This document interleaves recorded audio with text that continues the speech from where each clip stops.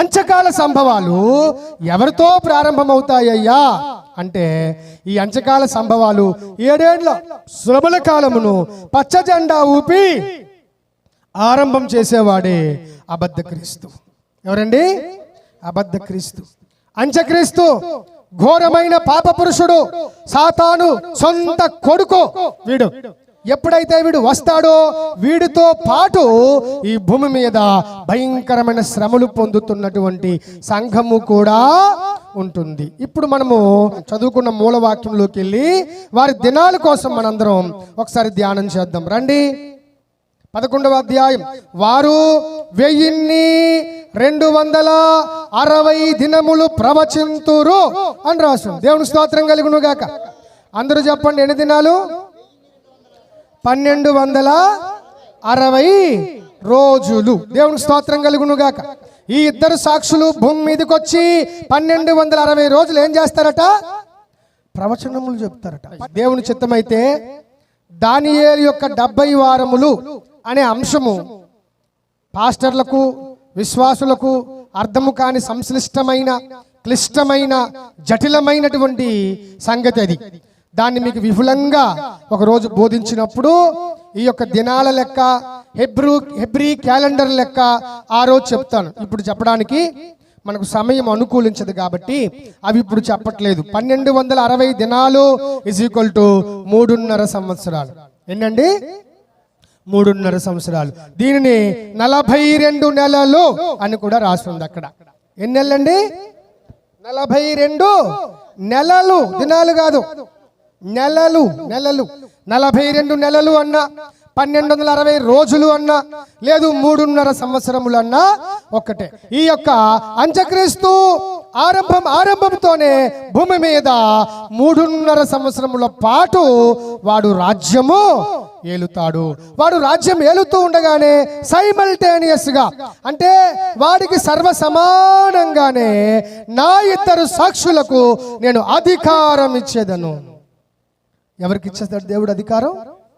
ఆయన సాక్షులకు. దేవునికి స్తోత్రం కలుగును గాక. ఈ సాక్షులు ఎవరు అన్నది ఇప్పుడు టైం అనుకూలించదు, తర్వాత చెప్తాను. కానీ ఈ సాక్షుల పరిచర్య ఏంటన్నది, ఈ సాక్షులు ఏం చేస్తారన్నది ఇప్పుడు చాలా అవసరం కాబట్టి దానిని నేను వివరిస్తాను. బాగా వినండి. ఈ యొక్క 2 సాక్షులు కూడా దేవాది దేవుడు ఏర్పాటు చేసుకున్నటువంటి సాక్షులు అట.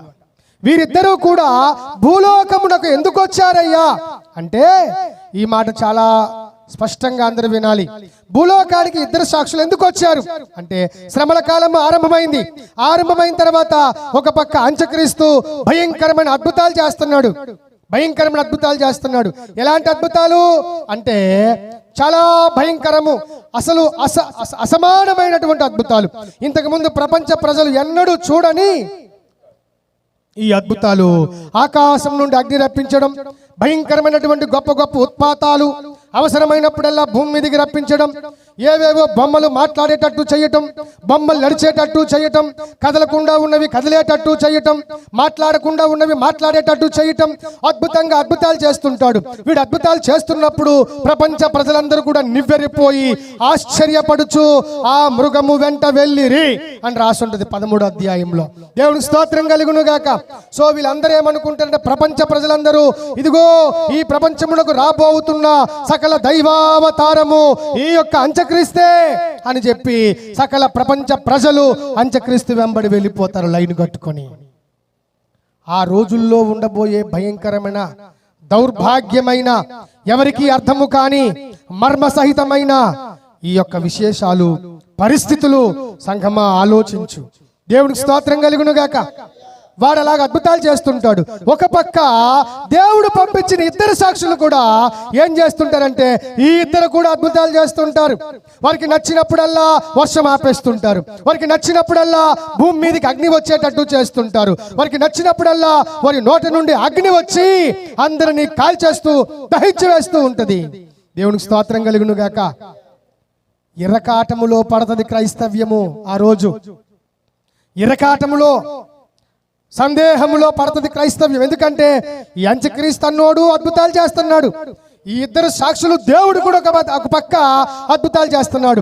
ఇంతకీ ఈ ఇద్దరు దేవుడా, ఆ ఇద్దరు దేవుడా అని చెప్పి 20% క్రైస్తవులు, 30% క్రైస్తవులు, 60% క్రైస్తవులు, ఈవెన్ 100% క్రైస్తవులు కూడా ఏమి తేల్చుకోవాలో తెలియక, ఏది డిసైడ్ చేసుకోవాలో అర్థం కాక ఇలా ఇతనా అని చెప్పి ఆఖరికి ఏమో అని చెప్పేసి విశ్వాసం పోగొట్టుకొని మాకు ఇవన్నీ వద్దు కానీ 666 వేసేయండి అయ్యా అని ఆ యొక్క వాలంటీర్స్ దగ్గరికి వచ్చేస్తారు.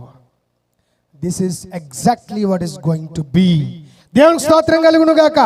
నేనేం చెప్పానో అదే అక్షరార్థంగా జరగబోతుంది ఈ భూమి మీద. ఎందుకంటే it's not that I said, నేను చెప్పలేదు, ఇది దేవుని వాక్యమే చెప్తుంది. ఒక పక్క అంత్యక్రీస్తు, ఒక పక్క ఇద్దరు సాక్షులు. ఒక పక్క వీళ్ళు ఆ అంత్యక్రీస్తు మంచోడు కాదు అని చెప్తుంటారు. ఇంతకీ వీళ్ళు ప్రవచిస్తారని ఉంది కదా, ఏం ప్రవచిస్తారు వీళ్ళు? ఆ దినముల్లో ఏం ప్రవచిస్తారు? సార్వత్రిక సంఘ క్రైస్తవ్యానికి దేవుడు పంపించబోయే చిట్ట చివరి ఆఖరి చివర కడమ కట్ట దేవుని యొక్క హెచ్చరిక వర్తమానమే ఈ ఇద్దరు సాక్షులు. దేవునికి స్తోత్రం కలుగును గాక. ఏం చెప్తారు తెలుసా? భూలోక వాసులారా, దేవుని సంఘమా, ఒక్కసారి వినండి. మీరు క్రీస్తు గొప్ప అవతారము, దైవావతారము అని భావిస్తున్న ఈ గొప్ప అంత్యక్రీస్తున్నాడే, వీడు నిజమైన క్రీస్తు కాడు, వీడి చేతిలో మోసపోకండి అని ఆ రోజుల్లో అబద్ధ క్రీస్తుని తప్పించడానికి దేవుడు పంపించిన ఆ ఇద్దరు మనుషులే దేవుడు పంపిస్తున్న ఇద్దరు సాక్షులు. దేవుడికి స్తోత్రం కలుగును గాక. కొంతమంది ఆలోచనలో పడతారు, అవునా ఈ ఇద్దరు సాక్షులు చెప్తుంది నిజమేనా అంటే బాగా ఆలోచన చేస్తుంది. ఎస్ ఎస్ ఎస్ నిజమే, నా దాసుడు చెప్పాడు ఆ రోజు బైబిల్ ఉన్నప్పుడు. ఎప్పుడు బైబిల్ ఉన్నప్పుడు 11వ అధ్యాయం ప్రకటన గ్రంథంలో చదువుకున్నట్టు నాకు జ్ఞాపకం ఉంది. ఎందుకు ఇలా చెప్తున్నానంటే ఆ రోజుల్లో వారి రోజులు వచ్చినప్పటికీ ఈ బైబిల్ మటు మాయమైపోబోతుంది. దేవునికి స్తోత్రం కలుగును గాక. బోధించే దాసులు ఎవరు ఉండరు, సత్యం చెప్పే విశ్వాసి దొరకడు. ఎందుకంటే కొండ గుహల్లో, బండ సందుల్లో పారిపోయి దాక్కుంటారు, ప్రాణములు కాపాడుకుంటారు. వారి ఇల్లు జప్తు చేయబడతాయి, వారి శరీరాలు బట్టలు లేనివి అయిపోతాయి, దిగంబరులు అయిపోతారు. ఏ క్రైస్తవుడు ఎక్కడ ప్రాణము కొరకు ఎక్కడ దాక్కుంటాడో తెలియని పరిస్థితి. వాళ్ళని వెదికి వెదికి వెదికి వెదికి వెంటాడి చంపడానికి అంత్యక్రీస్తు యొక్క సైనికులు ప్రతి వీధిలో 50 మంది, ప్రతి వీధిలో 1000 మంది, ప్రతి సందులో లక్షల మంది వాడు పెట్టేస్తాడు. వీళ్ళందరినీ కంట్రోల్ చేయటానికి యెరూషలేం నడిబొడ్డులో కూర్చొని ఒక పెద్ద సిస్టమ్ పట్టుకుంటాడు. ప్రతి వాడి మూమెంట్ కూడా వాడికి అర్థమవుతుంటది. ఎందుకంటే ఈరోజు ప్రపంచాన్ని శాసించేటువంటి అద్భుతమైన టెక్నాలజీ వచ్చేసింది. GPS విన్నారు ఎప్పుడైనా? GPS అంటే అర్థం ఏంటి? అలా చూడకండి, నేను చెప్తానులేండి. దేవునికి స్తోత్రం కలుగునుగా. Global positioning system. Global positioning system అంటే గ్లోబల్, భౌతికంగా భూగోళం మీద ఎవడు ఏ పొజిషన్ లో ఉన్నాడో, ఎవడు ఏ ఇంటిలో ఉన్నాడో, ఏ ఇంటి నంబర్ కలిగిన ఇంటి లోపల వీడు ఉంటున్నాడో, ఏమి తింటున్నాడో, ఏమి త్రాగుతున్నాడో, వాడి బ్యాంక్ బ్యాలెన్స్ ఎంతో, వాడి ఆస్తులు ఎన్నో, వాడి వివరాలు ఎన్నో, వాడి కూతుర్లు ఎందరో, వాడి కొడుకులు ఎందరో, ఎంత కట్టమిచ్చి పెళ్లి చేశాడో, ఏ వీధిలో పెళ్లి చేశాడో, వాడి పొజిషన్ ఏంటో చెప్పే సిస్టమ్ పేరే GPS. ఆ రోజుల్లో, ఈ రోజుల్లో కూడా ఎవడు ఎక్కడ ఏ రకంగా కదులుతున్నాడో అందరి కదలికలు అవలీలగా తెలుసుకుని మహాక్రూర నియంత యెరూషలేములో కూర్చొని మనుషుల బతుకులు అరచేతుల్లోనే చూస్తుంటాడు. ఎస్, చాలా జ్ఞానవంతుడు వాడు, మహాజ్ఞానవంతుడు. అందుకే అన్నాడు, కెరూబు, లూసిఫరు, సాతానుడా, నీవు దానియేలు కంటే జ్ఞానవంతుడవు, నీకు మర్మముగా ఉన్నది ఏమీ లేదు అన్నాడు. చాలా జ్ఞానవంతుడు ఒకడు భూమి మీదకి రాబోతున్నాడు. ఎందుకు వాడి జ్ఞానం అంత గొప్పది అంటే వాడు ఒట్టి మనిషి అయితే వాడికి అంత జ్ఞానం రాదు. మనిషి ఒంటి మనిషే, మనిషి శరీరంతోనే ఉన్నాడు. కానీ ఆ రోజు అంత్యక్రీస్తు అని పిలువబడబోయేటువంటి ఆ మనిషి శరీరములో కేవలము శరీరముకు సంబంధించిన ఆ తల్లిదండ్రులకు పుట్టిన మనిషే కాకుండా, ఆ జీన్సే కాకుండా నరకమును ప్రస్తుతము ఈ లోకమును సగ భాగము ఏలుతున్న లూసిఫర్ యొక్క అభిషేకమంతా కూడా వీడి లోపల దూరిపోయి మూర్తి భవించిన సాతానుడుగా ఆ రోజు ప్రపంచాన్ని వారు పరిపాలించబోతున్నాడు. అందుకు వాడి మెదడు ఐన్స్టీన్ కంటే కోట్ల రెట్లు అధిక వేగంతో, అధిక ఫాస్ట్ గా, అడ్వాన్స్డ్ గా, వరల్డ్ టెక్నాలజికల్ గా పనిచేస్తుంది. వాడికి మర్మమైంది ఏముండదు. You cannot hide anything in front of him. ఏమీ దాయిలా. ఒక మనిషి అమెరికాలో ఉంటే వీడు ఇక్కడే కూర్చొని ఆ మనిషిని ఏ పాయింట్లో లేపయ్యాలో, ఎవరు లేపాలో, ఎన్ని గంటలకు లేపాలో, ఇతన్ని ఎన్ని సెకండ్స్కి లేపాలో, వాడు లేపేటప్పుడు ఎలా పడాలో, ఎలా చావాలో అక్కడే కూర్చొని వాడు డిసైడ్ చేయగలడు. Such a great technology we have already. మనకుంది. అది రానున్న రోజుల్లో ఇంకా ఎక్కువ అయిపోద్ది. దేవుడికి స్తోత్రం కలుగును గాక. అయిపోద్దండి. భారతదేశానికి ఆధార్ కార్డు ఉంది. ఒక్క దేశానికి ఒక్కొక్క కార్డు ఉంటుంది. రాష్ట్రంలో కొన్ని సంక్షేమ పథకాలు ఇవ్వడానికి కొన్ని కార్డులు ఉంటాయి. రేషన్ కార్డులు, జాబ్ కార్డులు, ఆ కార్డులు, ఈ కార్డులు ఉంటాయి. కానీ ఆ రోజు ప్రపంచమంతట్లో కార్డులు ఉండవు. సర్వలోకము ప్రపంచ పరిపాలన జరుగుద్ది కదా. ఆ ప్రపంచ పరిపాలనలో only one card. That card name is 666. Mudra. అది కూడా పట్టుకునే కార్డు రూపంలో ఉండకపోవచ్చు. ముద్ర అంతే. అదొక ముద్ర. అది ఒక మనుష్యుని సంఖ్య అని రాస్తుంది. దేవుని చిత్తం అయితే ఇంతకీ 666 అంటే ఏంటండి? అది ఇంకొక మహావిస్తారమైన సబ్జెక్టు. ఇప్పుడు వెళ్ళామంటే బయటకు రాలేం. అర్థమైందా? ఇంకోసారి చెప్తానులేండి. ఆశతో మనసులో ఉంచుకోండి. దేవునికి స్తోత్రం కలుగును గాక. సో ఆ ముద్ర మనుషులందరూ వేయించుకుంటారు. వేయించుకోకపోతే ధనికుడేమి, పేదవాడేమి, ఎవడికి తాగడానికి నీళ్లు గాని, తినడానికి అన్నం గాని, కట్టుకోవడానికి బట్ట గాని, ఎవడు క్రయ విక్రయములు చేయుటకు అధికారము లేదు. అంత శాసిస్తాడు వాడు. దేవునికి స్తోత్రం కలుగును గాక. అయితే ఈ ముద్ర వేసుకొని బతుకుపో, లేదా ఈ ముద్ర వేసుకోకుండా అంత్యక్రీస్తు యొక్క సైనికుల చేతుల్లో చచ్చిపో. Do or die. చేయు లేదా చావు అనే సిద్ధాంతం మళ్ళీ రాబోతుంది భూమి మీదకి. దేవుడికి స్తోత్రం కలుగును గాక. అవునండి, మనం వింటున్నవన్నీ వాస్తవాలు. కాబట్టి ఈ దుర్మార్గుడు చేస్తున్న ఈ వింత పోకడలు, ఈ దుర్మార్గుడు చేస్తున్న విచిత్రమైనటువంటి విషయాలు ఆ రోజు ప్రపంచ క్రైస్తవులు మరియు ప్రపంచ ప్రజలు ఏకం బఫిల్మెంట్ అనగా భ్రమ పట్టిపోతారు. ఎవరిది నమ్మాలి, ఏది సత్యం అని తెలుసుకోలేక చాలా కన్ఫ్యూజన్లో ఉంటుంది ఆ రోజు సంఘము.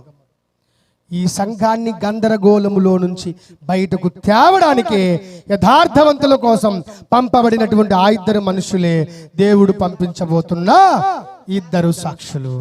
దేవునికి స్తోత్రం కలుగును గాక. యథార్థ క్రైస్తవుడా, నీకోసమే ఆ సాక్షులు, గుర్తుంచుకో. యథార్థ సంఘమా, నీకోసమే ఆ సాక్షులు, నీకోసమే. వీళ్ళు ఎప్పుడండి? వీళ్ళు ప్రవచించే కాలం ఏ కాలం అండి అంటే శ్రమల కాలం అంతా కలిపి ఎన్ని ఏండ్లు? మళ్ళీ చెప్పండి, ఎన్ని ఏళ్ళు? 7 ఏండ్లు. 7ను 2 భాగాలు చెయ్యండి. 3.5. మొదటి 3.5నేమో మొదటి అర్ధవారము అని బైబిల్ పరిభాషలో పిలుస్తాం. రెండవ 3.5నేమో రెండవ అర్ధవారము అని పిలుస్తాం. వాటిని కలిపితే 7 సంవత్సరాలు. ఇంతకీ ఈ అబద్ధ క్రీస్తు రాబోయేటువంటి లేదా ఇద్దరు సాక్షులు ప్రవచించే పరిచర్య చేయబోయేటువంటి ఆ కాలము మొదటి అర్ధ సంవత్సరమా, రెండవ అర్ధ సంవత్సరమా అంటే డౌట్ లేదు, మొదటి అర్ధ సంవత్సరం. ఏ సంవత్సరం అండి? మొదటి అర్ధ సంవత్సరం. అర్ధ సంవత్సరం అంటే 3.5 years, 3 సంవత్సరాల 6 నెలలు. ఎగ్జాక్ట్ గా ఈ క్రూర మృగం అంత్యక్రీస్తు పరిపాలించే ఆ కాలము కూడా 3.5 సంవత్సరములు లేదా 1260 దినములు లేదా 42 నెలలు. ఎంత ఎగ్జాక్ట్ గా దేవుడు అన్ని లెక్కలు చెప్పాడో. ఎక్కడ తప్పించుకుంటాం? ఇంత పర్ఫెక్ట్ గా తొనలు వలిచి మనకు అందిస్తున్నట్టుగా దేవుడు గిచ్చుకు గిచ్చు అన్నట్టుగా మనకు వాక్యాలు అందిస్తుంటే నువ్వు తప్పించుకోవడానికి నాకు గట్రా తెలియదండి అని వెటకారంగా మాట్లాడడానికి you are going to have no chance at all. నీకు ఏ అవకాశమో ఉండబోదు, ఇవ్వబడదు సంగమా, జాగ్రత్త. దేవునికి స్తోత్రం కలుగును గాక. ఈ విధముగా ఈ ఇద్దరు సాక్షులు కూడా ప్రవచనములు చెప్తారు. అనేక మందిని చంపుతుంటారు వాళ్ళు. ఎందుకంటే దేవుని వాక్యమునకు లోబడని వారిని, వీరిని చంపుదామని ఎంతో ప్రయాసపడుతున్న వారిని ఎవరు చంపలేరు. 3.5 సంవత్సరాల పాటు ఈ ఇద్దరు ప్రవక్తల్ని, ఈ ఇద్దరు సాక్షుల్ని ఎవడు చంపలేడు. ఎందుకంటే వారి నోటి వెంబడి అగ్ని బయలుదేరొచ్చి అనేక మందిని చంపుతూ ఉంటది. ఈ అంత్యక్రీస్తుకు జుట్టు పీక్కుంటాడు ఏకంగా. అసలు వీళ్ళెవరు? నా రాజ్యాన్ని గురించిన సకల గుట్టులు ప్రపంచంతో చెప్పేస్తున్నారు, నా ప్లాన్ అంతా పాడైపోతుంది, వీళ్ళని ఎలాగైనా చంపేయాలి అనుకుంటాడు, కానీ చంపలేడు. ఎవడైనా ఆ ఇద్దరు సాక్షులకు హాని చేయాలనుకుంటే ఆ ఇద్దరు సాక్షుల నోటి నుండి అగ్ని బయలుదేరొచ్చి వారి శత్రువులందరినీ కాల్చి చంపుతుంది. దేవునికి స్తోత్రం కలుగును గాక. కాబట్టి ఎవ్వడి వశము కాదు ఆ ఇద్దరిని చంపడం. ఈ విధంగా 1 ఇయర్ గడిచిపోతుంది, 2nd ఇయర్ గడిచిపోతుంది, 3rd ఇయర్ గడిచిపోతుంది, ఇంకొక 6 నెలలు కూడా గడుస్తూ వస్తూ ఉండగా దేవుని యొక్క నియామక కాలము పూర్తయిపోతుంది. పూర్తి అయిపోగానే దేవుడు ఆ ఇద్దరు సాక్షులను కూడా చంపబడడానికి అనుమతి ఇస్తాడు. దేవునికి స్తోత్రం కలుగును గాక. వెంటనే క్రూర మృగం ఒకటి అగాధములో నుంచి వచ్చి అని రాస్తుంది. దేవునికి స్తోత్రం కలుగును గాక. కొంచెం ఆగండి. క్రూర మృగం ఎక్కడి నుంచి వచ్చిందట? అగాధములో నుంచి. అగాధములో నుంచి క్రూర మృగం వచ్చుట అంటే అది 3 రోజులు ప్రసంగం. ఎన్ని రోజులండి? 3 రోజులు చెప్తే గాని అర్థం కాని విస్తారమైన విశిష్టమైన ప్రాముఖ్యత కలిగిన అంశం అది 3 రోజులు చెప్పాలి, ఒకసారి కావదు. కానీ నేను మీకు ఒక్క సింగిల్ 1 సెకండ్లో చెప్పేస్తాను, వివరణ ఇవ్వను, చెప్పేస్తాను డైరెక్ట్గా ఆన్సర్. దేవునికి స్తోత్రం కలుగును గాక. ఆ అగాధములో నుంచి వచ్చిన క్రూర మృగం అంటే పాతాళ లోకములో నుంచి వచ్చిన పురాతనమైన కాలములో నీవు చూచుచున్నవాడు ఒకప్పుడు ఉండెను, ఇప్పుడు లేడు, మళ్ళీ రాబోవు కాలము నాటికి వాడు వస్తాడు అని రాసింది. వాడి కోసం మర్మం, వాడి పేరే మర్మం, వాడి బతుకే ఒక మర్మం. ఇవన్నీ చెప్పడానికి చెప్పాను కదా, 3 రోజులు పడుతుంది. ఆ మర్మాలు వాడి బతుకు చెప్పాలంటే I have to give me 3 days. దేవుడికి స్తోత్రం కలుగును గాక. 3 days అండి, 3 hours కాదు, 3 days కావాలి నాకు విఫులంగా చెప్పాలంటే. కాబట్టి మనం దాన్ని టచ్ చేయొద్దు, చాలా ప్రమాదం. ఇప్పటికీ ఆన్సర్ అయితే మాత్రం వాడు అగాధములో నుంచి వస్తాడు. ఎక్కడి నుంచి వస్తాడండి అంటే పాతాళములో నుంచి వస్తాడు. పాతాళంలో ఏముంటాయి? చనిపోయిన వారి యొక్క పురాతన కాలం మొదలుకొని ఇప్పటి వరకు రాబోవు కాలం వరకు ఎందరెందరు చచ్చిపోతున్నారో వారందరి ఆత్మలు కూడా నిర్బంధించబడిన లోకం పేరే పాతాళ లోకం. అబిస్ అని రాస్తుంది గ్రీక్ భాషలో. అగాధము, అబిస్, ABYSS, అబిస్ అని రాస్తుంది. ఈ అబిస్ అనే గ్రీకు భాషా పదానికి సమానమైన తెలుగు పదం అగాధ కూపం. ఏంటండి? అక్కడి నుంచి వస్తాడట వీడు. అక్కడి నుంచి ఎందుకు వస్తాడండి అంటే ఖచ్చితంగా దాన్ని టచ్ చేయడానికి అవుతుంది, కానీ టచ్ చేస్తే చాలా ఇబ్బంది, బయటకు రాలేం. వాడు పాతాళ లోకంలో బంధించబడిన ఒక ఆత్మ. ఆ ఆత్మ ఆ పురాతనమైన కాలం మొదలుకొని ఇప్పటి వరకు ఆ ఆత్మ ఒకానొక అవకాశం కోసం ఎదురు చూస్తున్నాడు. ఆ దురాత్మ ఒకానొక అవకాశం కోసం ఆ యొక్క ఆత్మ ఎదురు చూస్తున్నాడు. ఆ ఆత్మ భయంకరముగా ఉర్రూతలూగిపోతూ ప్రకోపించుకుంటూ ఆవేశంతో పటపట పళ్ళు కొరుకుతూ వాడికి ఎప్పుడా అని ఎదురు చూస్తున్న సమయం కోసం చూస్తున్నాడు. వాడి సమయం ఒక రోజు వచ్చేస్తుంది. అప్పుడే అగాధము తెరవబడుతుంది. అగాధం తెరవడానికి దేవుడు ఒక ప్రత్యేకమైన దూతను కూడా ఏర్పాటు. ఒక్క వచనం చదివి ఉండలేకపోతున్నాం చెప్పలేకుండా. 20వ అధ్యాయము చదువునా. మరియు ఏంటన్నా? చాలా పెద్ద సంఖ్యలను చేతిలో పట్టుకొని, ఆమేన్, దేవునికి స్తోత్రం కలుగును గాక. ఏ తాళపు చెవులు? పాతాళ లోకము యొక్క తాళపు చెవులు కలిగిన ఒక దేవదూత పరలోకం నుండి దిగి రావడం నేను చూశాను. అతడు ఆది సర్పమును అనగా అపవాదియు సాతానును అని ఆ ఘట సర్పమును. దేవునికి స్తోత్రం కలుగును గాక. ఒక పాయింట్ అయితే చాలా క్లియర్గా అర్థమవుతుంది. అగాధపు తాళపు చెవులు కలిగిన వాడు దేవాది దేవుడు. ఆ రోజు అప్పుడు మూసేసిన అగాధపు తాళపు చెవులు ఆ ఆత్మ లోన తిరిగేస్తుంది ఏకంగా. ఎప్పుడా ఎప్పుడా ఎప్పుడా ఇలా వదిలేస్తే అలా పారిపోయి దూకేద్దాం. వాడికి ఒక పని ఉంది, భూమి మీద ప్రత్యేకమైన పని ఉంది. ఇవన్నీ మీకు అగాధములో నుంచి క్రూర మృగం పైకి వచ్చుట అనే ఒక హెడ్డింగ్ పెట్టి అప్పుడు చెప్తానులేండి. మీ ఆశ అంతా అప్పుడు తీరుస్తాను. దేవునికి స్తోత్రం కలుగును గాక. వాడి కోసం చెప్తాను, అన్ని మర్మాలు చెప్తాను. మెట్టుకు ఇప్పుడు వినండి. సో ఆ ఆత్మ ఉర్రూతలోగిపోయి ఒక రోజు కోసం కనిపెడుతుంది. ఆ రోజు రానే వచ్చేస్తుంది. అప్పుడు ఆ క్రూర మృగము కంటే భయంకరుడు అగాధము తరుచుకొని బయటకు వస్తాడు. వచ్చి సిరియా రాజు అయినటువంటి అంత్యక్రీస్తు శరీరములో వీడు సర్రమని ప్రవేశించి ఆ చచ్చిపోయిన శరీరానికి ఒక్కసారి ఆత్మనిస్తాడు అన్నమాట. ఇక్కడతో ఇది ఆపేద్దాం, దీన్ని కొనసాగించలేం. మన స్టోరీలోకి వచ్చేద్దాం. దేవునికి స్తోత్రం కలుగును గాక. మన దగ్గరికి వచ్చేద్దాం. సో ఈ దుర్మార్గుడు ఏం చేస్తాడంటే 3.5 సంవత్సరములు ఈ యొక్క ఇద్దరు సాక్షుల యొక్క ప్రవచన పరిచర్య ముగించగానే వారిద్దరిని చంపించేస్తాడు. చంపితే అప్పుడు ప్రపంచ ప్రజలందరూ జయ హో అంత్యక్రీస్తు, జయ హో అంత్యక్రీస్తు, జయ హో క్రీస్తు అని చెప్పి అందరూ వారికి జేజేలు పలుకుతారు. అప్పుడు ఉండబోయే ప్రభుత్వం ఏంటి? ఇండియా ప్రభుత్వం కాదు, అమెరికన్ ప్రభుత్వం కాదు, జపాన్ ప్రభుత్వం కాదు, ఆంధ్రప్రదేశ్ రాష్ట్ర ప్రభుత్వం అంతకంటే కాదు. మరి ఏ ప్రభుత్వం? అసలు సిసలైన వన్ వరల్డ్ గవర్నమెంట్. దేవునికి స్తోత్రం కలుగును గాక. The anti Christ, the greatest anti Christ ప్రభుత్వం అది. అంత్యక్రీస్తు ప్రభుత్వం, అంత్యక్రీస్తు ప్రభుత్వం. అందుకే అది అంత్యక్రీస్తు ప్రభుత్వమును, అది ఒకే ప్రపంచ ప్రభుత్వ పరిపాలన అని మనకు ఎలాగ అర్థమవుతుందండి అంటే అద్భుతమైన రుజువు అక్కడ ఉంది. చదవండి ఒకసారి. మూలవాక్యం వచ్చేయండి. మన మూలవాక్యం 11వ అధ్యాయంలో చదవండి 9. మరియు ప్రజలకును వంశములకును ఆయా భాషలు మాట్లాడు వారికి జనములకును సంబంధించిన వారు 3+6 దినముల వరకు వారి శవములను చూచుచు వారి శవములు సమాధిలో ఉంచనీయరు. దేవునికి స్తోత్రం కలుగును గాక. ఆయా భాషలు మాట్లాడిన వారు, ఆంధ్రప్రదేశ్కి అయితే ఇప్పుడు ఒక భారతదేశానికి ఒక అఫీషియల్ లాంగ్వేజ్ ఉంటుంది. National language is Hindi.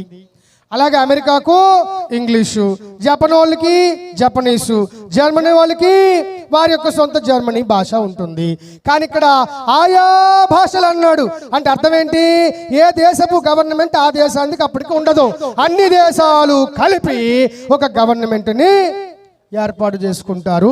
ఆ గవర్నమెంట్ పేరే ప్రపంచ ఏక ప్రభుత్వము, వన్ వరల్డ్ గవర్నమెంట్ సిస్టమ్. దేవునికి స్తోత్రం కలుగును గాక. అంతేకాదు, మరి వన్ వరల్డ్ గవర్నమెంట్ ఉంది కాబట్టి ప్రపంచమంతా చెల్లుబాటు అయ్యే ఆర్థిక లావాదేవీలు అనగా డబ్బు కూడా ఆ రోజుకి ఒక ప్రత్యేకమైన పేరు ధరించుకుంటుంది. మన భారతదేశంలో రూపాయి, అమెరికాలో డాలర్, ఇంగ్లాండ్లో పౌండ్స్, ఇలా పేర్లు మార్చి ఉండవు. ప్రపంచ ప్రభుత్వం ఒక్కటే కాబట్టి ప్రపంచ ధనము కూడా ఆ రోజుకి ఒక్కటే అయి ఉంటుంది. సుమారుగా పండితుల అభిప్రాయము ప్రకారము ఆనాడుకు ఉండబోయే ఆ ధనం పేరు మీకు చాలాసార్లు చెప్పాను, యూరో. ఏంటండి? యూరో. యూరో ఆ డబ్బుల పేరు. అప్పుడు అందరి చేతుల్లో యూరోలే ఉంటాయి. నీ 500 నోట్లు చల్లవు, నీ 1000 రూపాయల నోట్లు చల్లవు, నీ 2000 రూపాయల నోట్లు చల్లవు. అంతటా ఒకటే గవర్నమెంటు, అంతటా ఒకటే భాష, అంతటా ఒకటే డబ్బు, అంతటా ఒకటే నాయకుడు, అంతటా ఒకటే ఆరోగ్య సంస్థ, అంతటా ఒకటే పోలీస్ స్టేషను, అంతటా ఒకటే గొప్ప గొప్ప న్యాయస్థానాలు. ఇంటర్నేషనల్ న్యాయస్థానాలు ఉన్నాయో లేదా? ఇప్పుడు ఉన్నాయి. ఇంటర్నేషనల్ న్యాయస్థానం. ఆ రోజు అంతా కలిపి ఒకే న్యాయస్థానం ఉంటుంది. సుప్రీంకోర్టు భారతదేశానికి ఉంది. ఏ దేశానికి ఆ దేశం సుప్రీంకోర్టు ఉంది, కానీ ఆ రోజు ప్రపంచ సుప్రీంకోర్టు ఉంటుంది. దేవుడికి స్తోత్రం కలుగును గాక. ఆ ప్రపంచ సుప్రీంకోర్టులో రాజ్యాంగాలు ఏముండవు. రాజ్యాంగము, రాజు, నాయకుడు, అధికారి, శాసనం, శాసనకర్త అందరూ కలిపి ఒక్కడే. వాడి పేరే అంత్యక్రీస్తు. వాడి చేతుల్లోకి సమస్తము తీసుకొని పరిపాలించబోతున్నాడు. అసలు వాస్తవానికి మనం చెప్పుకుంటున్న ఈ మాటలు ఏ ప్రధానమంత్రికో, ఏ ఎమ్మెల్యేకో, ఏ ఎంపీకో తెలియాలండి. ఏ పెద్ద జనరల్కో తెలియాలండి, ఏ లెఫ్టినెంట్ గవర్నర్కో తెలియాలండి. కానీ విచారకరం వారికి తెలియలేదు. ఎందుకంటే దేవుడు వారికి చెప్పడానికి కూడా ఇష్టపడలేదు. సంఘములతో ఆత్మ చెబుతున్న మాట, అబ్బా సంఘమా నీ భాగ్యం ఎంత గొప్పది. నీకు తెలియచేస్తున్నాడు ఈ అంచె దినాల కోసం. నీకు చెబుతున్నాడు ఈ అంచె కడవరి కాలములో జరగబోయే కడవరి భయంకరమైనటువంటి తెగుళ్ళ కోసం నీకు చెబుతున్నాడు ఆయన. కాబట్టి ఆ రోజుల్లో ఈ భయంకరమైనటువంటి హింసలు ఉండబోతున్నాయి. అంత్యక్రీస్తు ఏం చేస్తాడంటే టోటల్గా దేవుని యొక్క ఆ గొప్ప ప్రభుత్వానికి విరోధమైన ప్రభుత్వం ఒకటి నడిపిస్తాడు ఈ భూమి మీద. వాడే నడిపిస్తాడు. వాడి పేరు అంత్య క్రీస్తు. ఈ మాట గమనించండి. వాడి పేరు ఏం పేరండి? అంత్య క్రీస్తు అని పెట్టుకున్నాడు. ఎందుకు? వాడు సొంత పేరు మీద రావచ్చు కదా. అంటే వాక్యం దేవుడు ఎప్పుడో చెప్పాడు, అనేకులు. ఎవరు చెప్పింది? ఎవరు? యేసుక్రీస్తు నా పేరట. దేవుడికి స్తోత్రం కలుగును గాక. అంటే యేసుక్రీస్తు సర్వాధికారి. ఈ రాబోయేవాడు కూడా నకిలీ సర్వాధికారిగా అందరి చేత ఒప్పించబడ్డానికి వస్తాడు. అందుకే యేసుక్రీస్తు పేరు ధరించుకోకపోతే ఆడికి ఈ ప్రపంచ డ్రామా చల్లదు. ఇంతగా క్రీస్తు అని పేరు ఎందుకు ధరించుకున్నాడండి? క్రీస్తే అని ఎందుకు పిలువబడాలి అంటే వాడి టార్గెట్ అన్యులు కాదు, వాడి టార్గెట్ క్రైస్తవులు. అది ఈ క్రీస్తు అని పిలుచుకున్నాడంటే ఇతనే క్రీస్తు అంటాడు. క్రీస్తు ప్రభువా నీకు వందనాలయ్యా, నాకు 666 వేసావా అని పాస్టర్లు వెళ్ళి మొదటి లైన్లో నిల్చుంటారండి. ఇది ఎంత దుర్భరం ఆలోచించండి. వాడు పేరు పెట్టుకున్నదే క్రీస్తు అని. ఎందుకు క్రీస్తు అని పెట్టుకున్నారు అంటే దానికి కూడా ఒక రీజన్ ఉంది. అదేంటంటే క్రీస్తు అనేవాడు ఒకడు ఉన్నాడట, ప్రపంచ చరిత్రలో పుట్టాడట. ఆయన రెండవసారి కూడా లోకమునకు రాబోతున్నాడట అని 2000 సంవత్సరాలుగా ప్రకటించబడుతుంది. ఎవరి భూమి మీద? క్రీస్తు. దేవుడికి స్తోత్రం కలుగును గాక. సో సులువుగా నమ్మడానికి వీలున్న నామము క్రీస్తు నామము. అందుకే ఆ నామమే మార్చకుండా అంత్యక్రీస్తు ధరించుకొని వస్తాడు. ఎందుకంటే అందరూ కలిపి వీడే క్రీస్తు అని నమ్మడానికి వీలుగా. ఎస్, దేవుడికి స్తోత్రం కలుగును గాక. వీడే క్రీస్తు. ఇదిగో కొండ మీద ఉన్నాడు, ఇదిగో రూములో ఉన్నాడు, ఇదిగో అక్కడ వెలిశాడు, ఇదిగో ఇక్కడ వెలిశాడు అని ఈరోజు చెప్పబడుతుండగా అందరూ నమ్ముతుండగా లేనిది ఆ రోజు ఇంకా తేలిగ్గా నమ్ముతారండి. నమ్మరా? మొన్నే మీకు చెప్పాను, కొండల మీద ఉన్నాడట క్రీస్తు, బండల లోపల ఉన్నాడట క్రీస్తు. రండి మీకు చూపిస్తాను, రండి తీసుకెళ్తాను కోడూరు, రండి తీసుకెళ్తాను నాగపట్నం అని చెప్పి కొండల మీద, బండల మీద, పర్వతాల మీద దేవుడు వెలిశాడని చెప్పేసి ఈరోజు అంత్యక్రీస్తు యొక్క ఆత్మ ప్రకటిస్తూ ఉండగా అనేక మంది రోమన్ క్రైస్తవులు నమ్మడం లేదా? నమ్ముతున్నారు. కాబట్టి చివరి రోజుల్లో చాలా సులువుగా అంత్యక్రీస్తు ఆ సమాజం అంతటిని క్రైస్తవులం అని పిలిపించుకున్న వారిని మరొక్కసారి గ్రాండ్ చీటింగ్ చేయబోతున్నాడు. ఆ చీటింగ్ లో వీళ్ళందరూ బలి పశువులైపోబోతున్నారు. సంగమా చెవులు రిక్కించుకొని విను. దేవునికి స్తోత్రం కలుగును గాక. వీళ్ళందరూ బలి పశువులుగా అంత్యక్రీస్తు వెంబడి వెళ్ళిపోతారు. అందుకే వాడి పేరు కూడా అంత్య. వాడికి సొంత పేరు ఉంటుంది, కానీ ఆడి పేరు మీద రాడు. ఆడికి అంత సీన్ లేదనమాట. రాడు, వచ్చినా ఎవడు నమ్మడు. కాబట్టి వాడు ఎవరి పేరు మీద వస్తాడంటే క్రీస్తు.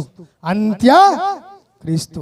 అంత్యక్రీస్తు అని ఎందుకు అనుకున్నాడంటే అటు తర్వాత మరి కాలమే లేదు, అటు తర్వాత మరి క్రీస్తే లేడు అని మనం ఎలాగైతే యేసుక్రీస్తు కోసం చెప్పుకుంటామో వీడి కోసం కూడా లోకం చెప్పుకొని వీడి వెంబడి సర్వలోకం పొలోమని వెళ్ళిపోయేటట్టుగా ఆ పేరు పెట్టుకున్నాడు.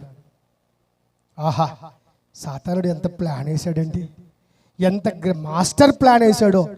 ఆడి ప్లాన్కు నువ్వు దొరకకుండా ఉండాలంటే సంగమా సమయం ఉంటున్న ఈ రోజుల్లోనే నీ కాలు చేతులు బాగా పనిచేస్తున్న ఈ రోజుల్లోనే దేవుని గొప్ప లేఖనమైన సత్యవాక్యమైన వాక్యం నీకు వెసులుబాటులో ఉన్నప్పుడే దీన్ని బాగా చదివి నేర్చుకో. కళ్ళు పోయినా పర్లేదు, దీన్ని చదువు. నీ 2 కళ్ళు పోయినా పర్లేదు, నీ జీవితం నరకానికి వెళ్ళకుండా ఉంటుంది కదా. అంతే కదండి, నరకానికి వెళ్ళకుండా ఉంటుంది. చదువు, సత్యం తెలుసుకో, సత్యాన్ని భుజం మీద మొయ్.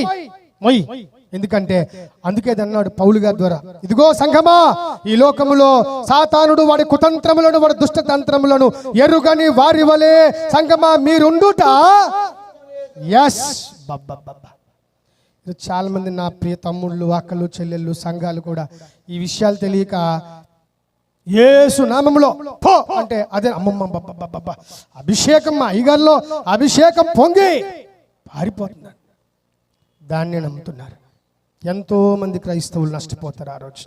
ఎందుకంటే అద్భుతాలే ఒకటి పరిచర్యకు నిజమైన గుర్తు, వాడు నిజమైన కాపరి, అభిషిక్తుడు అని నువ్వు అనుకుంటే ఆ రోజు 2 అద్భుతాలు చేస్తారు. మరి ఎవరిని నువ్వు నమ్ముతావు? ఆ రోజు ఎవరిని నమ్ముతావు? అంత్యక్రీస్తు అద్భుతాలు చేస్తుంటాడు, ఒక పక్క 2 సాక్షులు కూడా అద్భుతాలు చేస్తాడు. అద్భుతాలే ఒకటి పరిచర్యకు నిజమైనటువంటి పునాది రాళ్ళు అన్నదే నీ అభిప్రాయం అయితే ఆ రోజు నువ్వే మొదట మోసపోతావు. మిగిలినోళ్ళు కూడా మోసం చేసి సంఘాన్ని కూడా మోసములోకి లాగుతావు. కాపరి, విశ్వాసి, వింటున్నావా ఈ బోధ? జాగ్రత్త. ఒకడు దురాత్మను కలిగి ఉండి కూడా అద్భుతాలు చేయొచ్చు. తెలుసా మీకు? దురాత్మను కలిగి ఉండి కూడా అద్భుతాలు చేయొచ్చు. అంతేకాదు ఒకడు దుర్బోధలో ఉంటూ కూడా యేసునామమును వాడుకొని దెయ్యాలు పారద్రోలొచ్చు, యేసునామంలో జరగబోయే విషయాలు చెప్పొచ్చు. వాడు అద్భుతమైనటువంటి గొప్ప గొప్ప కార్యాలు చేయొచ్చు. అయినా వాడు దుర్బోధలో ఉండొచ్చు. తెలుసా అండి? దుర్బోధలో ఉంటూ కూడా అద్భుత కార్యాలు చేయొచ్చు. చెప్తున్నాను మరొకసారి, సేవకులకు, విశ్వాసులకు అద్భుతాలు చేస్తాడండి యేసు నామములో అని చెప్పగానే క్యాన్సర్ రోగాలు, బీపీ రోగాలు, చిల్లంగి రోగాలు వదిలేస్తున్నాయనంటే of course they might be true, అవి నిజమే కావచ్చు. కానీ అవి నిన్ను అంత్యక్రీస్తు చేతిలో నుంచి తప్పించడానికి సరైన ఆయుధాలు అయితే కాదు. మరి ఎవరు తప్పిస్తారండి అంటే వాక్యము. ఏంటది? వాక్యం. ఏ వాక్యం అండి? అపోస్తలులు, ప్రవక్తలు వేసిన పునాది వాక్యం. ఆ బోధ క్రీస్తు యేసే ముఖ్యమైన మూలరాయి అయి ఉండిన బోధ నిన్ను తప్పిస్తుంది. కాబట్టి టైం ఉన్నప్పుడు దయచేసి సత్యవాక్యం నేర్చుకో. వాక్యం నేర్చుకో. వాక్యమే సత్యము, సత్యమే వాక్యం. సత్యము మిమ్ములను అంటే వాక్యము మిమ్ములను ఎవరి నుంచి? అబద్ధము నుంచి, మోసము నుంచి, అంత్యక్రీస్తు నుంచి, వాడి కుయుక్తుల నుంచి నిన్ను స్వతంత్రుడిగా చేస్తుంది. ఎవరు? వాక్యం. బాబా, ఎంత గొప్ప సత్యం దేవుని వాక్యంలో ఈమిడి ఉందండి. దీన్ని ఎందుకు గమనించరు? రోగం తగ్గిపోతే టోటల్ భక్తి అయిపోయినట్టేనా? తలనొప్పి తగ్గిపోతే టోటల్ అంతా అయిపోయినట్టేనా? భక్తి పూర్తి అయిపోయినట్టేనా? సంఘ నిర్మాణం పూర్తి అయిపోయినట్టేనా? కాదండి, ఎన్నో ఉన్నాయి తగ్గాల్సినవి. దేవునికి స్తోత్రం కలుగునుగాక. కాబట్టి ఈ 2 చంపబడగానే ఈ భూలోక వాసులందరూ పండగ చేసుకుంటారండి. ఏం చేసుకుంటారు? పండగ చేసుకుంటారు. వేగం మొత్తం పండగ. కట్న కానుకలు ఇచ్చుకొని సంబరాలు చేసుకుంటారట. చదివేద్దాం దాన్ని కూడా. చదవండి ఒకసారి. ఈ 2 ప్రవక్తలు భూనివాసులను బాధించినందున అమ్మా భూనివాసులు వారి గతి చూచి సంతోషించుచు, అమ్మా ఉత్సహించుచు, ఒకనికి ఒకడు ఆ కానుకలు, డబ్బులు పంపించుకుంటారట. దేవునికి స్తోత్రం కలుగునుగాక. అంటే వాళ్ళ సంబరం ఏంటంటే, అంత్యక్రీస్తు మహాప్రభు మాకంతా కూడా ఒకటే మంచి జరిగింది. ఇన్నాళ్ళు మమ్మల్ని బాధించినటువంటి ఆ దురాత్మలు ఎవరు? దురాత్మలు. వాళ్ళ దురాత్మలా? నిజమైన సాక్షులు, దేవుని 2 సాక్షులు. ఆ సాక్షులు మీరు చంపించేశారు, మీరు గొప్ప శక్తిమంతులు, మీకే జయహో జయహో జయహో, అంత్యక్రీస్తు జయహో అని గొప్ప జయహోలు, జయహో నాదాలు, జయ జయ నాదాలు వాడికి వినిపిస్తుంటాయి. వాడు ఇంకా పవర్ పెంచుకుని బాగా అధికారములో మత్తుడైపోయి వారి యొక్క అధికార కేకలు ఎంజాయ్ చేస్తూ ఉంటాడు. వాళ్ళందరూ కూడా చచ్చిపోయిన తర్వాత, ఇద్దరు సాక్షులు చచ్చిపోయిన తర్వాత ఏం జరుగుద్దంటే 3.5 సంవత్సరాలు వారు ప్రవచించి వర్షాలు మూసేశారు. 3.5 సంవత్సరాలు అగ్ని తీసుకొచ్చి భూనివాసులను బాధించారు. అనేక మందిని వారు సత్యం వైపు నడిపించారు. లోకస్తులకు అది నచ్చలేదు. లోకస్తులకు అందుకే వీళ్ళు చచ్చిపోయిన వెంటనే లోకం ఆ రోజు పెద్ద పండగ చేసుకుంటుంది. ఇది జరగబోతున్న చరిత్ర. ఇలా పండగ చేసుకొని వారిద్దరు కూడా 3.5 సంవత్సరాలు బాధించారు కాబట్టి దానికి గుర్తుగా సరిగ్గా వీరి శవములను కూడా 3.5 రోజులు యెరూషలేము మధ్య వీధుల్లోనే వదిలేస్తారు. సమాధి చెయ్యనివ్వరు. సమాధి ఇలా ఒకడికొకడు కట్నాలు కానుకలు పంపించుకుంటుంటారు. తాగినోడు తాగుతుంటాడు, గెంతునోడు గెంతుతూ ఉంటాడు, ఊగినోడు ఊగుతూ ఉంటాడు. ఒక రోజు గడిచిపోద్ది, రెండో రోజు గడిచిపోద్ది, మూడో రోజు కూడా గడిచిపోద్ది. 3.5 రోజులు అనేటువంటి ఒక రోజు ఎంటర్ అవుతూ ఉండగానే ఒక మహా అద్భుతము ఈ భూమి మీద వారి కళ్ళ ముందే జరిగిపోద్ది. దేవునికి స్తోత్రం కలుగును గాక. వెంటనే 3 రోజులున్నర ఎవరు పాతి పెట్టకుండా ఉన్న ఆ శవములు వెంటనే ఏమవుతాయంటే, చదువునా, అయితే ఆ 3.5 దినములు అయిన తరువాత మహాదేవుని యొద్ద నుండి జీవాత్మ వచ్చి ఆ ఇద్దరు సాక్షుల లోపల ప్రవేశించెను. కాబట్టి ఆ ఇద్దరు సాక్షులు చచ్చిపోయిన వారి శవములు పాదములు ఊనుకొని నిలిచిరి. ఆ ఇద్దరి సాక్షులను చూచుచున్నవారు ఓర్ నాయుడో అని చెప్పి కేకలు వేసుకొని మిక్కిలి భయభ్రాంతులతో కలిగి దేవునికి స్తోత్రం కలుగునుగాక. ప్రపంచ మీడియా చూస్తుంటది. ఇప్పుడు ఫోన్లు కొదవలేదు గనక వారిద్దరూ లేస్తూ ఉండగానే ఒకడు చక్కగా వీడియో తీస్తాడు. ఆ వీడియో ప్రపంచమంతా వైరల్ అయిపోతుంది. దేవుడికి స్తోత్రం కలుగును గాక. ఇది నిజమేనా, ఇది నిజమేనా అని చెప్పేసి అందరూ కూడా భయభ్రాంతులకు గురైపోతారు. అంచుక్రీస్తు జుట్టు పీక్కుంటూ ఉంటాడు. ఏంటిది, నేను చంపేశాను కదా, చచ్చిపోయిన వారు మళ్ళీ ఎలా బతికారు, ఎలా బతికారు, ఎలా సాధ్యం అని వాడు జుట్టు పీక్కు. వాడికి అర్థం కాదు సీను. దేవుడికి స్తోత్రం కలుగును గాక. ఇది చేస్తున్నవాడు చేయిస్తున్నవాడు దేవాది. 3.5 సంవత్సరాలు అయిపోయిన తర్వాత ఇద్దరు సాక్షులు లేచి మరి ఇంకెవరికి ఏం చేయరు. ఎందుకంటే ఇంకెవరికి ఏం చేయాల్సిన పని లేదు. అలా వారు పరలోకమునకు ఇక్కడికి ఎక్కిరండి అనగానే ఆ స్వరము ఆయనతో చెప్పుట వారు విని మేఘారూఢులై పరలోకమునకు ఆరోహణమైపోయారు. దేవునికి స్తోత్రము కలుగునుగాక. వారు ఎప్పుడైతే అలా వెళ్ళిపోతారో యెరూషలేములో చుట్టుప్రక్కల ప్రాంతములలో ఒకే ఒక్కసారి ఆకస్మికముగా ప్రపంచములో ఇంతవరకు జరగని ఒక మహా భయంకరమైన ఎర్త్క్వేక్ భూకంపం చోటు చేసుకుంటుంది. భూమి మీద ఉన్న నివాసులలో 10వ భాగము అనగా సుమారుగా 7,000 మంది ఒకేసారి చచ్చిపోతారు. ఇది జరగబోతున్న చరిత్ర. అక్షరార్థం జరగబోతున్న ఇన్ని విషయాలు చదువుకోవడానికి, మొయ్యడానికి, నేర్చుకోవడానికి ఉండగా 7 రూపాయల కోసం, 15 రూపాయల అప్పు కోసం, 1000 రూపాయల అప్పు కోసం, గ్యాస్ బండ అయిపోయింది అనడం కోసం తండ్రి ఎలాగైనా అప్పు తీర్చే తండ్రి అని ప్రార్థన చేయడం ఎంతవరకు న్యాయం అండి? అది ప్రార్థనేనా అని అడుగుతున్నది వాక్యం అడుగుతుంది. అసలు అది భక్తేనా? దేవునికి స్తోత్రం కలుగునుగాక. అనేక మంది ఆ రోజు భయంకరముగా ఏడుస్తారు. అయినా వారిని ఎవరు తప్పించలేరు. చాలా కొంతమంది అయితే, అయ్యా మేము ఈ గొర్రె పిల్ల ఉగ్రతకు తట్టుకోలేకపోతున్నాము, దయచేసి కొండలారా, పర్వతములారా మా మీద పడి మమ్మను చంపండి అని మరణమును వెతుకుతారు ఆ రోజు చాలా మంది. దేవునికి స్తోత్రం కలుగునుగాక. ఉద్యోగమును వెతికిన వారిని చూసాము, బ్రతుకును వెతుక్కుంటూ ఊర్లు వెళ్ళిన వారిని చూసాము, అందాన్ని వెతుక్కుంటూ బ్యూటీ పార్లర్ వెంబడి వెళ్ళిన వారిని చూస్తున్నాము, జీవితాలు వెతుక్కుంటూ తప్పిపోయిన వెతుక్కుంటూ సంపాదన వెతుక్కుంటూ ఎక్కడెక్కడికో వెళ్ళిపోయిన వారిని మనం చూస్తాము. కానీ ఆ రానున్న రోజుల్లో దేన్ని వెతుక్కుంటూ వెళ్తారో తెలుసా మనుషులు? మరణము, అయ్యో మరణం మరణం మరణం, ఎక్కడ మరణమా, వచ్చాయి చంపాయి అని బతిమలాడతారు. కానీ మరణము వారికి దొరకక పారిపోవును. బాబోయ్, ప్రతి కొండయు ప్రతి ద్వీపమును వాటి చోట్లు తప్పిపోయి పరుగులు లంకించుకున్నాయట.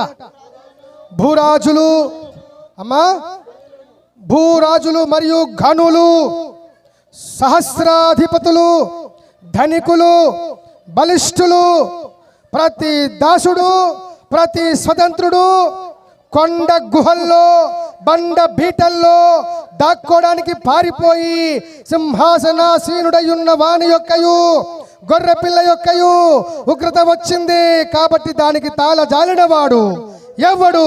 దయచేసి మీరందరూ వచ్చి మా మీద పడి ఆయన సన్నిధిని, గొర్రె పిల్ల ఉగ్రతను, మమ్మును మరుగు చేసి అని, మమ్మును రక్షించి చంపండి అని పర్వతములకు మొర్ర పెట్టుకున్నారట. బాబోయ్ బాబోయ్,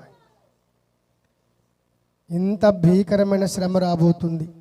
ఈ శ్రమను ఆలోచించవా సంగమా? ఆగండి, ఉద్యోగం వెళ్ళిపోతున్నట్టు భూలోకమే ఉండదంటే ఏ ఉద్యోగం చేస్తావు నువ్వు? ఆగండి, వ్యాపారం ఉంది అంటే ఏ భూమి లేకపోతే ఏ వ్యాపారం చేస్తావు? దేని మీద వస్తువులు పెట్టి వ్యాపారం చేస్తావు? ఆనందపాల్ గారు ప్రార్థించండి. ఆగండి, నాకు ఆటో ఉందంటే దేని మీద నడుపుతారండి? ఆటో గాల్లో నడుపుతారు ఆటో మీరు. ఆ రోజు దేవుడికి స్తోత్రం కలుగును గాక. భీకరం భీకరం భయంకరం, చాలా భయంకరం. ప్లీజ్ సంగమా, change your heart, come towards the word. వాక్యం దిశగా రండి, ప్రార్థించండి, చదవండి, ప్రార్థించండి, చదవండి. దేవా నన్ను సిద్ధపరచు తండ్రి, ఆ భయంకరమైన దినానికి నా భార్యను, నా బిడ్డలు, నా పసికందుల్ని తప్పించండి ప్రభు ఉగ్రత నుంచి. ఎందుకంటే ఆ ఉగ్రత సమయానికి పెళ్ళిళ్ళు చాలా దారుణంగా పెళ్ళిళ్ళు చేసుకునే రోజు అది. దేవుని యొక్క రెండవ రాకడట. ఇండ్లు కట్టుకొనుచు, ఈ రెండే పనులు. మరి పెళ్లి చేసామంటే పిల్లలు పుట్టేస్తారు, మరి పిల్లలు పుట్టారంటే వాళ్ళకి మళ్ళీ పెళ్ళిళ్ళు అవుతాయి, వాళ్ళ పిల్లలకి మళ్ళీ పిల్లలే పుడతారు, ఆ పిల్లలు అయ్యి రాబోయే రోజుల్లో ఇప్పటి సెన్సస్ కూడా చెప్తుంది, చైనా జనాభాను కూడా మించిపోయే జనాభా రాబోతున్నటువంటి అద్భుతమైన పాపులేషన్లో ఇండియా జనాభా భయంకరంగా మించిపోతుంది. దేవుడికి స్తోత్రం కలుగును గాక. ఇవి జనాభా లెక్కల రిజిస్టర్ చెప్తున్నటువంటి నిపుణులు చెప్తున్నటువంటి సూచనలే కాదు, బైబిల్ గ్రంథం ఎప్పుడో చెప్పింది. ఆఖరి దినములలో అనేక మంది, చెట్టు ఎంతకాలం బతుకుతుందో మనుషులంత కాలం బతుకుతారట. వృక్షాయుష్య కాలము అని రాస్తుంది.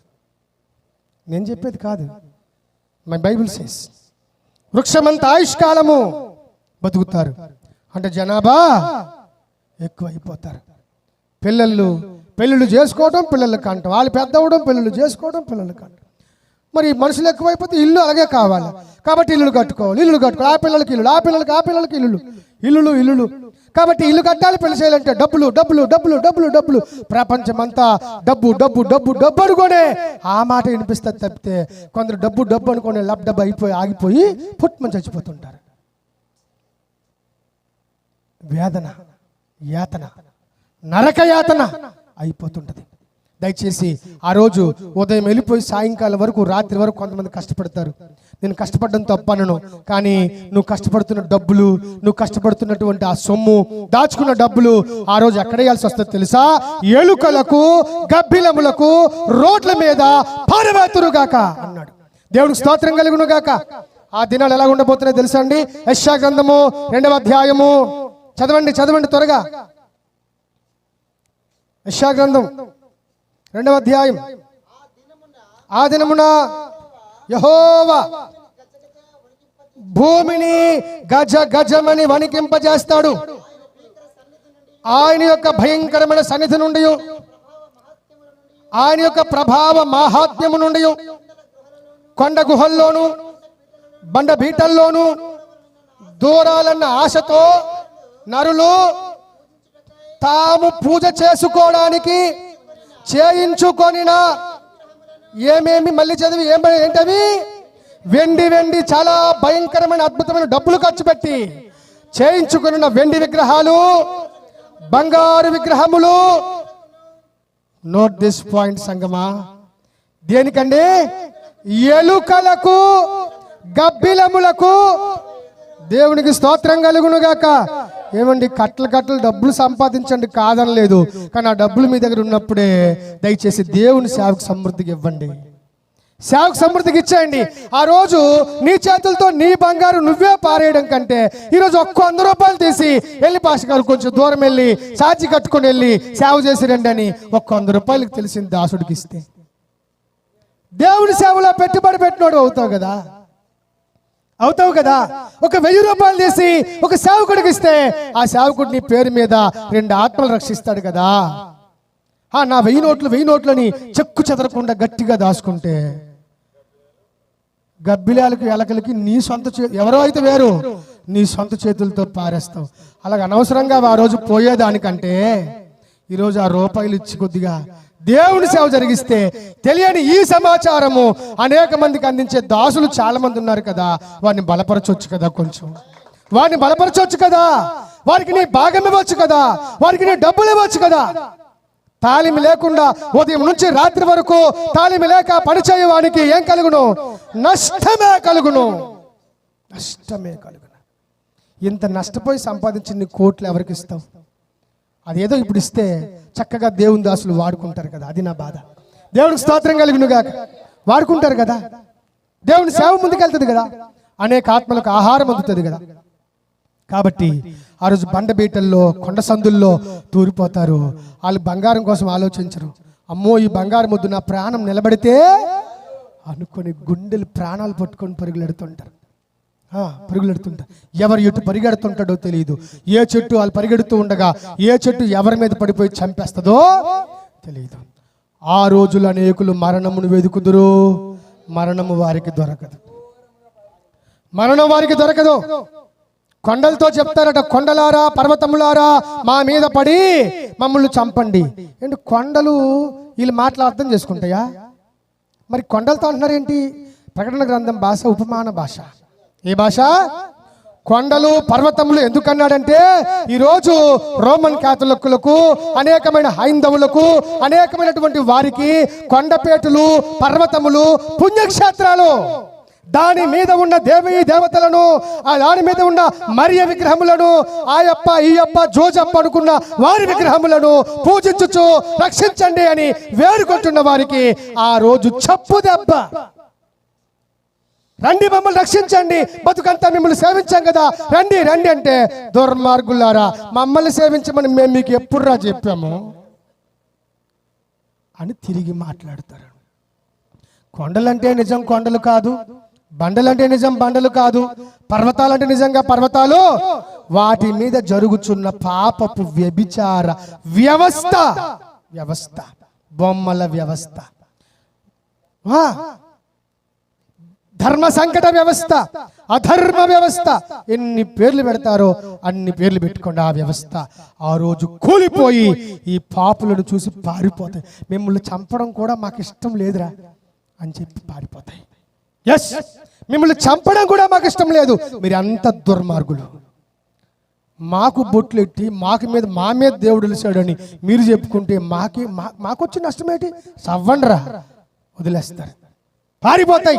ఆ రోజు వారి నుంచి అడుగుతారు వీళ్ళు, మమ్మల్ని చంపనైనా చంపండి, అతని చేతిలో రక్షించనైనా. ఆ రెండూ చేయలేము రా బాబు మేము. ఆ రెండు మమ్మల్ని మేము రక్షించుకోవడానికి మేము పారిపోతున్నాం. మాకే రక్షణకర్త లేడు, అతని దగ్గరికే మేము కూడా వెళ్ళాలి. దేవునికి స్తోత్రం కలుగును గాక. పర్వతములు స్థాపించువాడు ఆయనే అని రాశారు. అబ్బబ్బబ్బా, స్థాపించిన వాడిని మానేసి తర్వాత వచ్చేవాడిని గట్టిగా పట్టుకొని మాకు అన్నం పెట్టు, మాకు బాగు చెయ్యు, మాకు జబ్బు, మాకు రోగం అనుకుంటుంది. నీ ప్రాబ్లం కానీ ఆ కొండ ప్రాబ్లం కాదు కదా, ఆ బండ ప్రాబ్లము, ఆ బొమ్మ ప్రాబ్లం కాదు, నీ ప్రాబ్లం. నీ బొమ్మ నీకే అర్థం కాలేదు. ఇక దేవుడు ఏం చేస్తాడు? దేవుడికి స్తోత్రం కలిగి ఉండగా ఆ రోజు నీవు సేవించుచున్న వారే నీకు మరణ శాసనాలుగా నిలబడి నిన్ను చంపుతారు.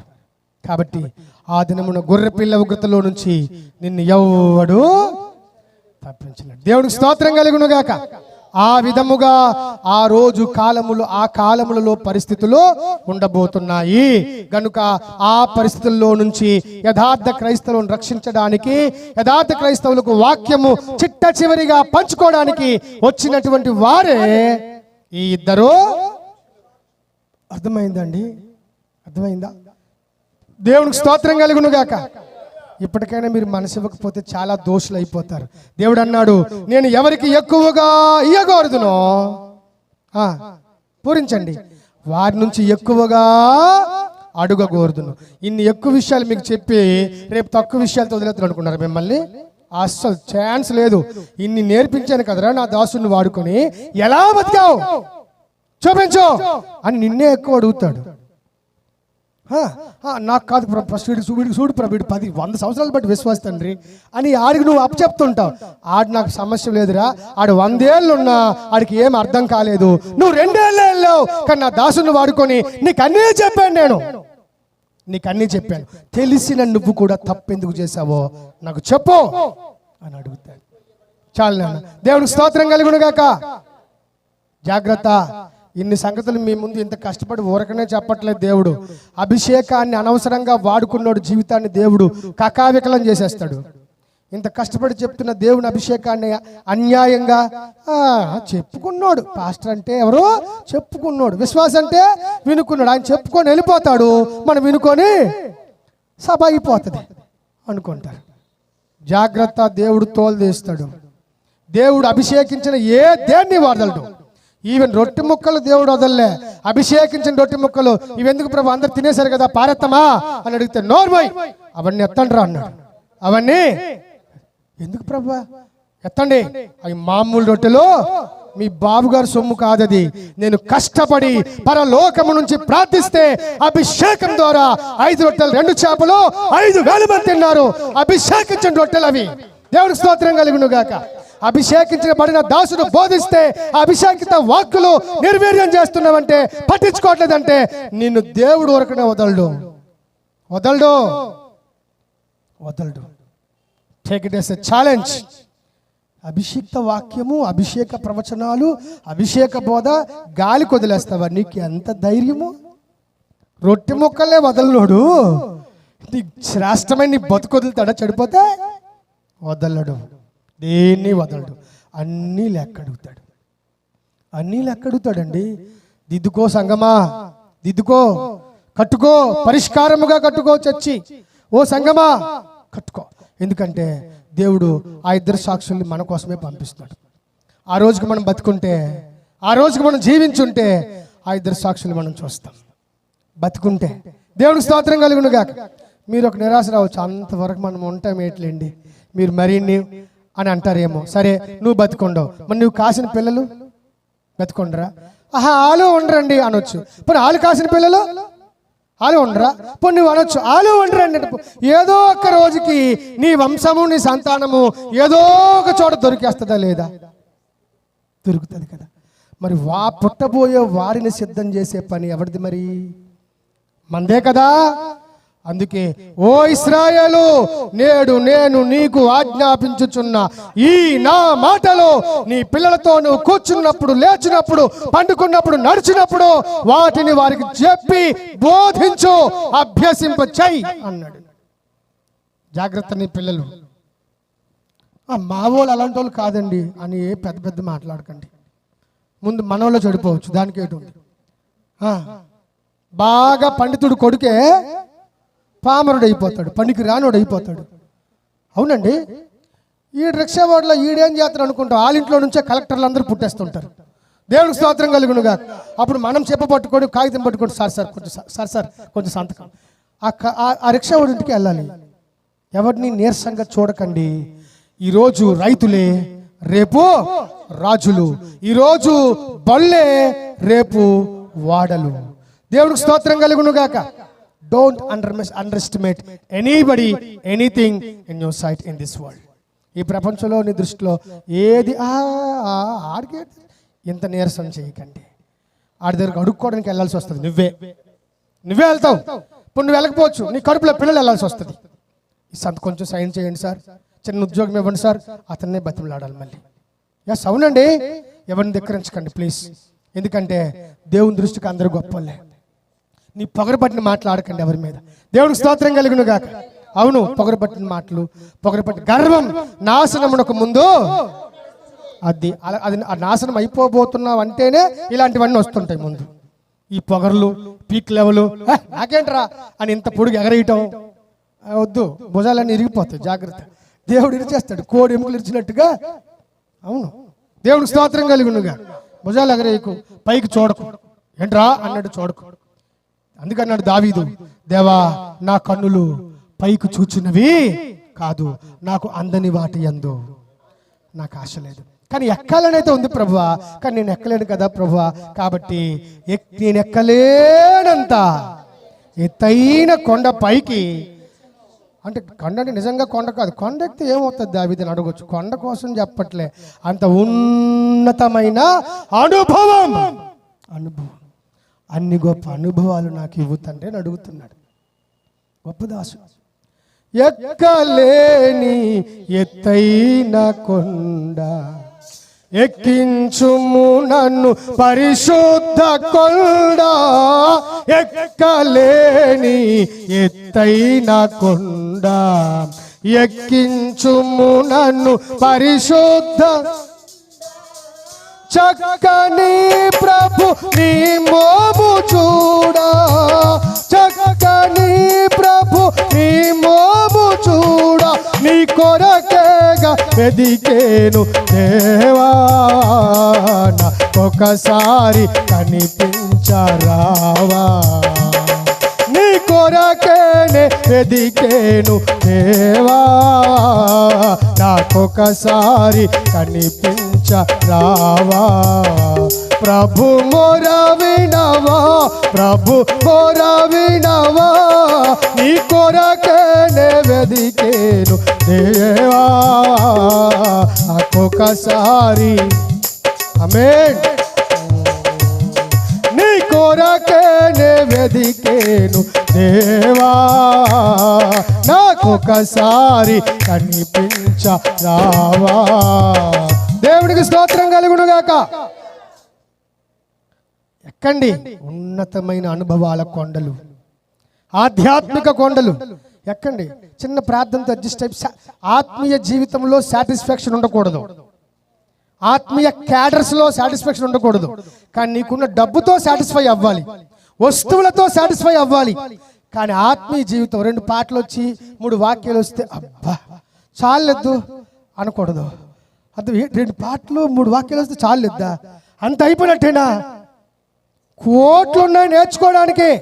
ఆత్మీయ జీవితంతో ఎప్పుడు రాజీ అవ్వకండి, చాలు అనకండి, చాలు అనకూడదు. ఆత్మీయ జీవితం ఇంకొంచెం, ఇంకొంచెం ప్రభు, ఇంకొంచెం తండ్రి అని కొండ పైకి పైకి పైకి దేవుడి వరకు ఎక్కిపోవలసిందే. అక్కడ ఏముందో మనకు తెలియదు, కానీ అల్లా దుర్మార్గుడికి తెలుసు. అందుకే అన్నాడు, ఇదిగో దేవుని కంటే, దేవుని మేఘ మండలముల కంటే, ఆకాశ నక్షత్రముల కంటే నా సింహాసనమును దేవుని సింహాసనము కంటే సమానముగా హెచ్చుగా వేసుకుంటా. ఆడికి ఎందుకు అంత వచ్చింది తెలుసా? అక్కడ ఏముందో ఆ దుర్మార్గుడికి తెలుసు. కానీ మన దుర్మార్గులకు అర్థం కావట్లే అక్కడ ఏముందో, అది పెద్ద బాధ. ఆడికి ఆ దుర్మార్గుడు మనమే. ఆడికి అర్థమైంది అక్కడికి ఎక్కితే ఆ పొజిషన్ ఏంటో, అక్కడికి వెళ్తే ఏమైపోతామో ఆడికి తెలుసు.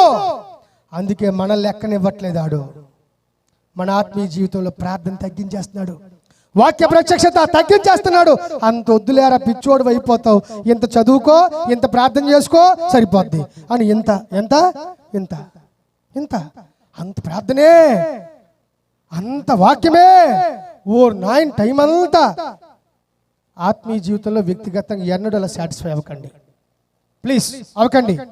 దీర్ఘమైన ప్రార్థన చేయి. ఒంటరిగా ఉన్నప్పుడు, పబ్లిక్ ప్రేయర్ కాదు, ఒంటరిగా ఉన్నప్పుడు దీర్ఘమైన ప్రార్థన. ఎంతవరకు అండి? ప్రభు పాదాలకు దొరికి ఆయన కన్నీరును ఆయన యొక్క పాదాల మీద నువ్వు చూడగలిగినంత వరకు నీ కన్నీరు ఆయన పాదాల మీద పడి ఆయన పాదాలు స్పర్శ నీకు తెలిసినంత వరకు ప్రార్థన చేయి. దేవునికి స్తోత్రం కలుగునుగా. ప్రార్థన చేయి, ప్రార్థన చేయి. ఇది భక్తి అండి, ఇది భక్తి. కాబట్టి మన వాక్యంలోకి వద్దాం. ఆ విధముగా ఆ ఇద్దరు సాక్షులు వారి పరిచర్య ముగించుకుంటారో లేదో ఆ తరువాత ఒక అద్భుతమైనటువంటి సంఘటన జరుగుతుంది. అదేంటంటే సర్వలోకములో ఉన్నటువంటి సార్వత్రిక సంఘము, అప్పటికే ఎవరు రక్షించబడాలో, చిట్ట చివరి వ్యక్తి ఎవరో, చిట్ట చివరి బాప్తిస్మం తీసుకునే ఆ విశ్వాసి ఎవరో వాడు కూడా సంఘంలోకి వచ్చేసి ఉంటాడు. అలా వస్తాడో లేదో ఆ వెంటనే ఒకటి భూమి మీద ప్రపంచంలో పింగుమంటూ మోగుతుంది. అదేంటంటే 7వ బూర. దేవునికి స్తోత్రం కలుగును గాక. అలా 7వ బూర మోగగానే సంఘము భూమి మీద నుంచే ఎత్తబడుతుంది. ప్రపంచమంతా గందరగోళము అయిపోబోతుంది. దానితో మొదటి అర్ధవారము సమాప్తం అయిపోతుంది. దేవునికి స్తోత్రం కలుగును గాక. జరిగే చాలా విషయాలు ఉన్నాయి, టూకీగా ముగించానంతే నేను. అర్థమైందండి? మొదటి అర్ధవారం అయిపోయి 7వ బూరం మోగుతుంది. 7వ బూర ఈజ్ ఈక్వల్ టు కడబూర, కడబూర ఈజ్ ఈక్వల్ టు 7వ బూర. 7వ బూర మ్రోగగానే మృతులు లేపబడుదురు. క్రీస్తునందున్న మృతులు, మీ ప్రియులు, మన అమ్మ, మన నాయన, మన ఎవరో ప్రియులు ఉంటే వాళ్ళు ఆ రోజు లేస్తారు. వాళ్ళని మనం ముఖాముఖి చూస్తాం. దేవుడికి స్తోత్రం కలుగును గాక. దేవుడు ఆ యొక్క మృతులను చిట్ట చివరిసారిగా లేపడానికి, మృతులు భూమి మీద ఉండిపోయినాయి అంటే శరీరాలు చచ్చిపోయిన డెడ్ బాడీస్, ఇప్పుడు వారందరినీ లేపాలంటే దేవుడు ఏం చేస్తాడంటే ఎవరి ఆత్మ, అందరి ఆత్మలు దేవుని దగ్గరే ఉన్నాయి. అర్థమైందండి? కాబట్టి దేవుడు తన వేవేల పరిశుద్ధులను వెంటబెట్టుకొని ప్రభువు తానే దిగివచ్చును అన్న వాక్యము అప్పుడు నెరవేరుతుంది. వాళ్ళందరి ఆత్మలు అక్కడి నుంచి ఆత్మలు తీసుకొస్తాడు. శరీరాలు భూమి మీద ఉన్నాయి, వాళ్ళ ఆత్మలు వచ్చి ఈ శరీరాల్లో దూరిపోతాయి. వెంటనే సమాధులు బద్దలైపోతాయి, అందరూ బయటకు వస్తారు. దేవునికి స్తోత్రం కలుగును గాక. ఎంత దివ్యకరమైన చరిత్ర! ఇది వింటుంటే మీకు ఆకలేస్తుందండి, నాకైతే ఇట్లే. దేవుడికి స్తోత్రం కలుగును గాక. అది తిరిగేస్తుంది కానీ నేను ఆగట్లే, అది తిరిగేస్తుంది. దేవుడికి స్తోత్రం కలుగును గాక. అద్భుతమైన చరిత్ర అండి, వాస్తవ చరిత్ర అండి ఇది. దీన్ని మనసులో పెట్టుకోండి. ఇప్పుడు మనం ముగించింది ఏంటంటే ఇద్దరు సాక్షుల యొక్క పరిచర్య ముగించాం. ఇంతకీ ఇద్దరు సాక్షులు ఎవరండి అంటే మరి 3 గంటలు పడుతుంది, ఉండలేం కదా. దేవునికి స్తోత్రం కలుగును గాక. కాబట్టి వదిలేద్దాము. ఆ ఇద్దరు సాక్షులు ఎవరో, వారు ఎందుకు అలా పరిచర్య చేశారో, ఆ సాక్షులు ఎక్కడి నుంచి రాబోతున్నారో, ఆ సాక్షుల యొక్క ఐడెంటిఫికేషన్, గుర్తింపు ఏంటో, వారి జీవితం ఏంటో, వారు ఏంటో, అసలు వారి పర్పస్ ఏంటో, ఇత్యాది విషయాలన్నీ నెక్స్ట్ ఎపిసోడ్లో చూద్దాం. దేవునికి స్తోత్రం కలుగును గాక. వచ్చే వారం